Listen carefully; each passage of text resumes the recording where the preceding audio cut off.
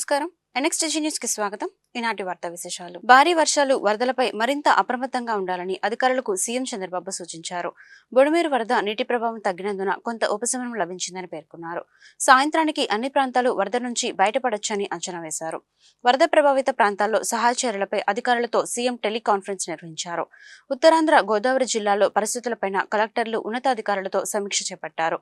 శ్రీకాకుళం, విజయనగరం, విశాఖ, కాకినాడ, ఏలూరు, తూర్పుగోదావరి జిల్లాల కలెక్టర్లతో చంద్రబాబు మాట్లాడారు.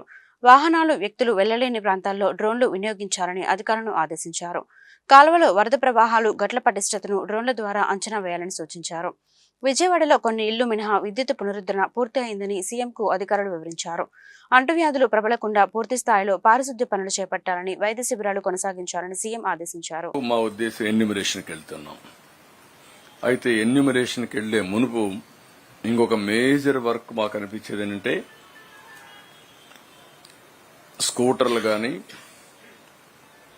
మోటార్ బైక్స్ కానీ, ఆటోలు కానీ, కార్లు కానీ ఇన్సూరెన్స్ చేసినట్టు కొంత ఇన్సూరెన్స్ క్లెయిమ్ చేయించడం, ఇన్సూరెన్స్ కానాటి కూడా చెడిపోవడం, ఇప్పుడు ఇవన్నీ రిపేర్ చేయించడం ఒక పెద్ద ఎక్సర్సైజ్. ఇది కాకుండా మొత్తం చాలా మందికి ఎలక్ట్రానిక్ ఐటమ్స్ ఉన్నాయి ఇండ్లలో. ఎలక్ట్రానిక్ ఐటమ్స్, ఒక టెలివిజన్, ఒక రెఫ్రిజిరేటర్, ఒక washing machine, air conditioner, laptop, desktop, microwave oven, mixie, grinder, cooker, gas stove, water purifier, చిన్ని, ఇలాంటి చాలా ఉన్నాయి. ఇవన్నీ కూడా రిపేర్లు చేయించాలి. ఏజెన్సీస్ ఏవైతే ఉన్నాయో ఇవన్నీ ఎలక్ట్రానిక్స్ అన్ని ఆ కన్సర్న్ మ్యానుఫ్యాక్చరర్ చేయగలుగుతాడు. వాళ్ళ ప్రిస్క్రైబ్డ్ మెయింటెనెన్స్ ఇంజనీర్లే ఉంటారు, ఆ వర్కర్స్ ఉంటారు. వాళ్ళందరితో మాట్లాడుతున్నాం. ఇంకొక పక్కన పెద్ద ఎత్తున ఈరోజు చాలా కార్యక్రమాలు. ఈరోజు మీరు చూస్తే ఒక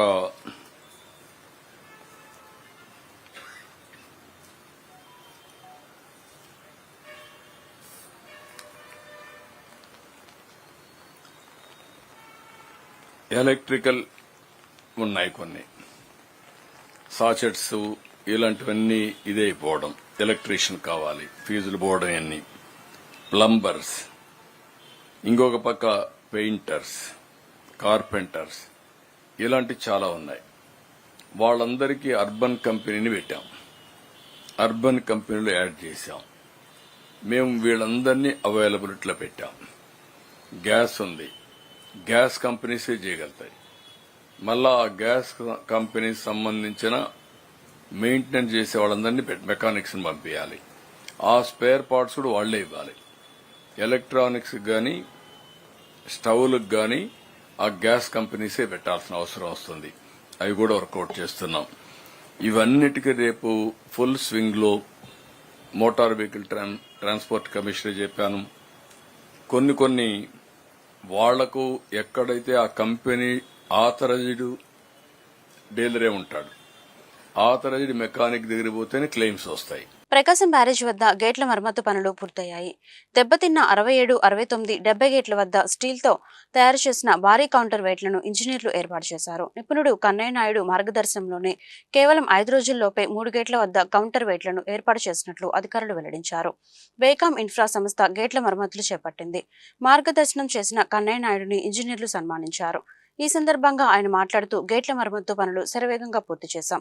ప్రస్తుతం 3 గేట్లు సమర్థంగా పనిచేస్తున్నాయి. తుంగభద్ర, ప్రకాశం బ్యారేజీ గేట్లకు మరమ్మతులు చేసి పంట పొలాలను కాపాడడం సంతోషం కలిగించింది. రైతులకు నష్టం జరగకూడదని రేయింబవళ్లు పనిచేసి పనులు పూర్తి చేశాం. ఏపీలో లక్షల ఎకరాల్లో పంటలను కాపాడడం సంతోషాన్నిచ్చింది అని అన్నారు. ఎడతెరిపి లేకుండా కురుస్తున్న వర్షాలతో పాటు వరద కారణంగా రాష్ట్రానికి 7,000 కోట్ల నష్టం వాటిల్లిందని గుంటూరు తూర్పు ఎమ్మెల్యే మొహమ్మద్ నజీర్ అహ్మద్ తెలిపారు. ఈ విపత్కర పరిస్థితుల నుంచి ప్రజలు కోలుకోవాలంటే కేంద్ర ప్రభుత్వం ఆదుకోవాలన్నారు. గుంటూరు నగరంలో వర్షం కారణంగా మృతి చెందిన వ్యక్తికి 5 లక్షలు ఎక్స్గ్రేషియా అందించామని, అలాగే కూలిపోయిన 14 ఇళ్లకు ఆర్థిక సహాయం అందిస్తున్నామన్నారు. గుంటూరు కొత్తపేట విజయ్ టాకీస్ వద్ద హోమ్ వాకర్స్ అసోసియేషన్ ఆధ్వర్యంలో విజయవాడ వరద బాధితులకు 50,000 విలువైన హల్దీరామ్స్ స్నాక్స్, వాటర్ బాటిల్స్ తో వెళ్తున్న వాహనానికి గుంటూరు తూర్పు ఎమ్మెల్యే మొహమ్మద్ నజీర్ అహ్మద్ జాతీయ జెండా ఊపారు. ఈ మేరకు ఎమ్మెల్యే మాట్లాడుతూ వరద బాధితులను ఆదుకునేందుకు హోమ్ వాకర్స్ అసోసియేషన్ ముందుకు రావడం హర్షణీయమని అభినందించారు. ఇప్పటికే గుంటూరు తూర్పు నియోజకవర్గం నుంచి స్వచ్ఛంద సంస్థలు, దాతలు విరివిగా సాయం అందించారని గుర్తు చేశారు. ఈ కార్యక్రమంలో బీజేపీ జిల్లా అధ్యక్షులు వనామ నరేంద్ర, టీడీపీ నాయకులు కోనకల్ల సత్యనారాయణ, హోమ్ వాకర్స్ అసోసియేషన్ అధ్యక్షులు వరద వెంకటేశ్వరరావు, కాకర్ల హనుమంతరావు, సిహెచ్ గౌరీశంకర్, జె సత్యనారాయణ, చక్కా రామ్మోహన్ రావు, ఎక్కల సుబ్బారావు తదితరులు పాల్గొన్నారు. కురుస్తున్నటువంటి వర్షాలకు రాష్ట్రంలో అనేక ప్రాంతాలు నీట మునిగినటువంటి పరిస్థితులు, ముఖ్యంగా కృష్ణా జిల్లా విజయవాడ ప్రాంతంలో లోతట్టు ప్రాంతాలు ఉన్నటువంటి అనేక ఏరియాలు నీట మునిగి ప్రజలకు అనేక రకాలుగా ఇబ్బందులు కలుగుతున్నటువంటి పరిస్థితులు ఉన్నాయి. ముఖ్యంగా గత 31వ తారీఖు నుంచి ఈరోజు వరకు నీట మునిగి కనీసం వండుకోలేనటువంటి పరిస్థితుల్లో అనేక ప్రాంతాలు ఉన్నటువంటి పరిస్థితులు.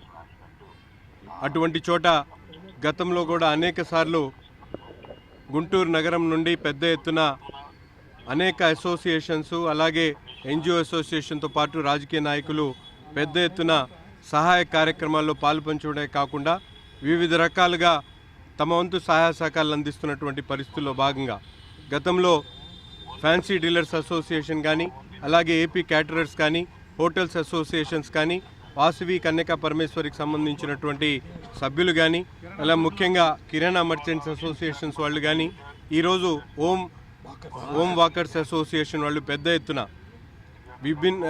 ఆలోచించి ఈరోజు అక్కడ ఉన్నట్టు ఆ ప్రాంతంలో ఉన్నటువంటి వాళ్ళకి చాలామంది ఆహార పదార్థాలు అందిస్తూ ఉన్నారు.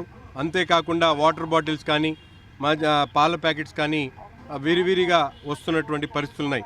కానీ అక్కడ ఉన్నటువంటి ప్రాంతంలో ఉన్నటువంటి పిల్లలకు కానీ పెద్దలకు కానీ అవసరమైనటువంటి వివిధ రకాల ఫుడ్స్ని గతంలో వీళ్ళందరూ కూడా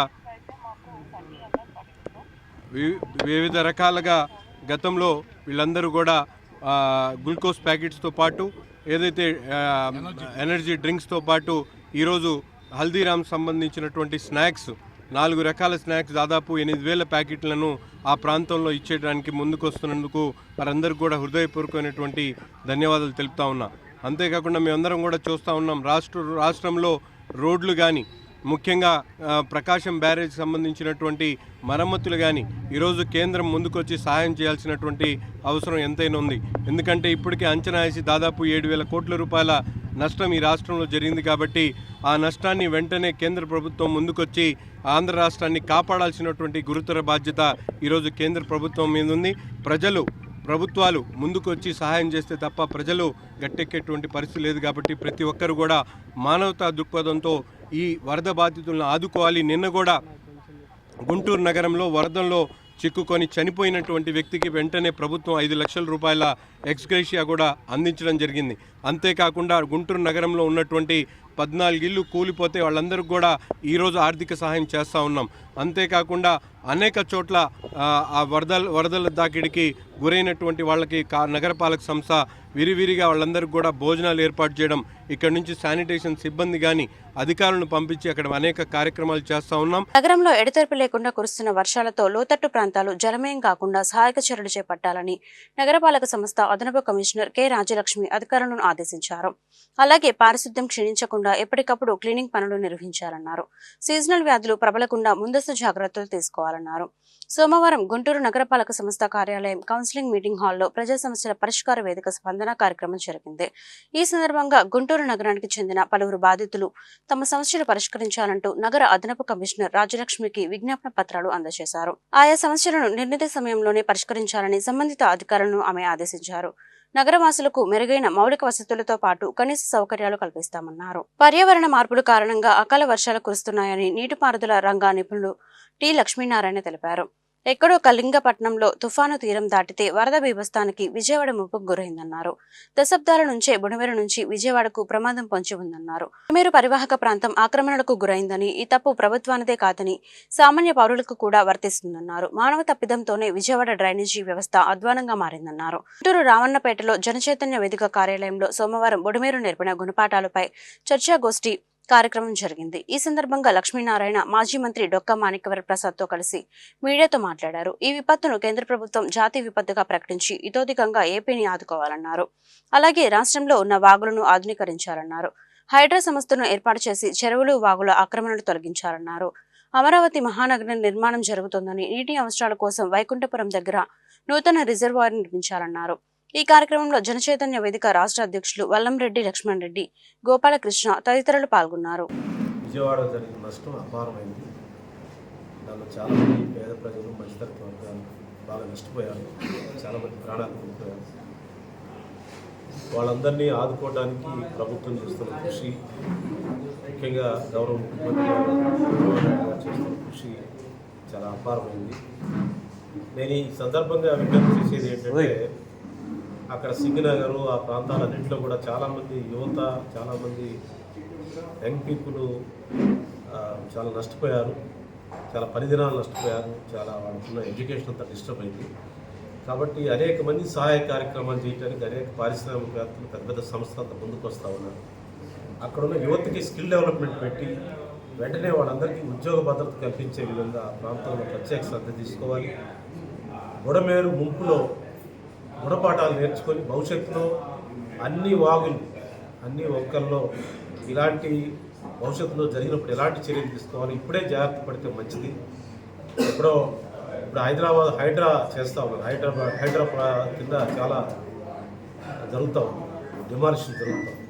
అంటే ఏంటంటే అది ఇల్లు తగలబడుతుంటే బావి దోక్కున్నట్టు కాకుండా ముందే బావి దోక్కుంటే మంచిది.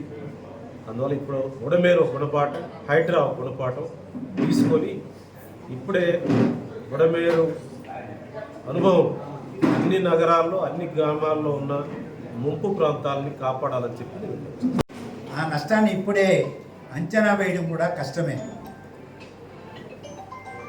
ఆంధ్రప్రదేశ్ ఆర్థిక ఇబ్బందుల్లో ఉన్నది.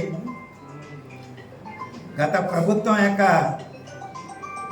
క్రమశిక్షణ రాహిత్యం వల్ల ఆంధ్రప్రదేశ్ అప్పుల ఊబిలో కొనుక్కుపోయి ఉన్నది. ఆర్థిక శాఖ విడుదల చేసిన శ్వేతపత్రం ప్రకారమే ముఖ్యమంత్రి గారు తెలియజేసిన మేరకే 10 లక్షల కోట్ల పైచిలుకు అప్పు ఉన్నది. ఆదాయ వనరులు పరిమితంగా ఉన్నాయి. ఈ నేపథ్యంలో ఈ విపత్తు ఒక జాతీయ విపత్తుగా ప్రకటించి కేంద్ర ప్రభుత్వం ఇతోధికంగా సహాయం చేయాలి. ఇది కేంద్ర ప్రభుత్వం యొక్క బాధ్యతగానే నేను భావిస్తున్నాను. ప్రధానమంత్రి మోడీ గారు, హోంమంత్రి అమిత్ షా గారు వెంటనే స్పందించారు. మనందరికీ తెలుసు స్వానుభవం. ప్రకృతి విపత్తులు జరిగినప్పుడు కేంద్ర ప్రభుత్వం కరువు ప్రాంతాల్లో కానీ, వరద ప్రాంతాల్లో కానీ, తుఫాను ప్రాంతాల్లో కానీ నెలలు గడిచిన తర్వాత వచ్చి చూస్తుంటారు. కానీ ఈ దఫా వెంటనే వచ్చేసారు. కేంద్ర వ్యవసాయ శాఖ మంత్రి గారు కూడా వచ్చారు. బృందాలు వచ్చినాయి. వాళ్ళ కళ్ళతో వాళ్ళు చూశారు. అందువల్ల జరిగిన నష్టాన్ని దృష్టిలో పెట్టుకొని పెద్ద ఎత్తున సహాయాన్ని కేంద్ర ప్రభుత్వం అందిస్తుందని నేను ఆశాభావాన్ని వ్యక్తం చేస్తున్నాను. మొదట. రెండవది, విజయవాడలో ముంపు ప్రాంతాల నుంచి నీరు వేగంగానే ఇప్పుడు వెనక్కి తీసుకుంటున్నది.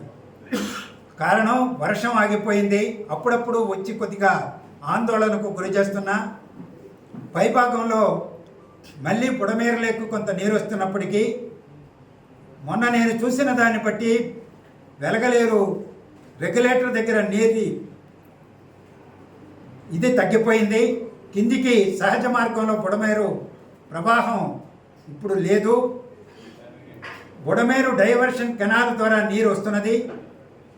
పడిన గండ్లు మూసేశారు.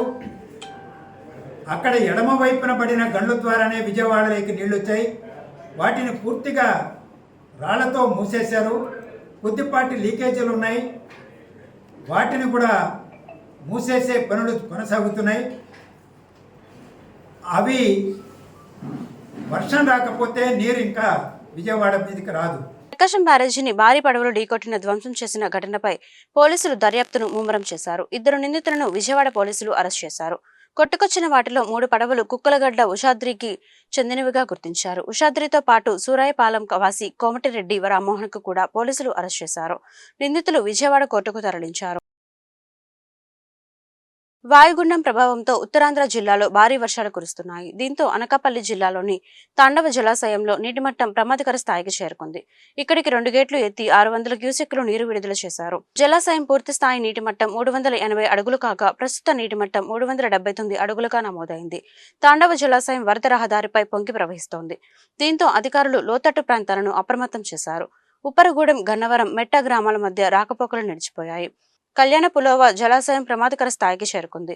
4 గేట్లు ఎత్తి నీటిని విడుదల చేస్తున్నారు. నర్సీపట్నం, తుని మధ్య వాహన రాకపోకలు నిలిపివేశారు. నర్సీపట్నం, తుని మధ్య వాగులు పొంగి పొర్లుతున్నాయి. వైసీపీ ప్రభుత్వంలో దోపిడీకి పాల్పడ్డారని, ఏపీని ఏమాత్రం అభివృద్ధి చేయలేదని వేమూరి ఎమ్మెల్యే నక్కా ఆనందబాబు ఆరోపణలు చేశారు.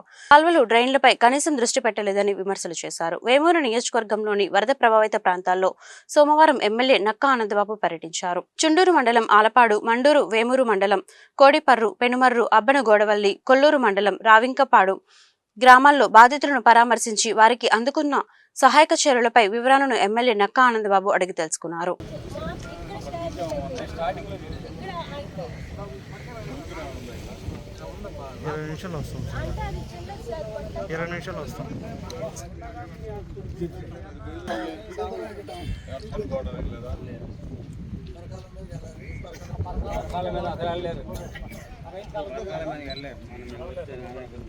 పైన పట్టివాళ్ళూరు నుంచి బాడపడు ఆ కాలం అలా వెళ్ళి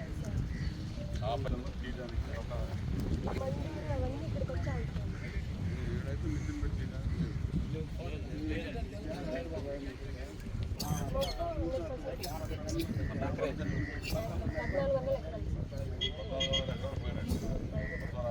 50% కవర్ అయింది సార్. ఈ ఏరియా మొత్తం కవర్ అయింది సార్. అటు తూర్పు పల్నాడు అది ఈ రోజు స్టార్ట్. ఈ వార్తలు ఇంతటితో సమాప్తం. మరొక బులెటిన్లో మళ్ళీ కలుద్దాం. నమస్కారం.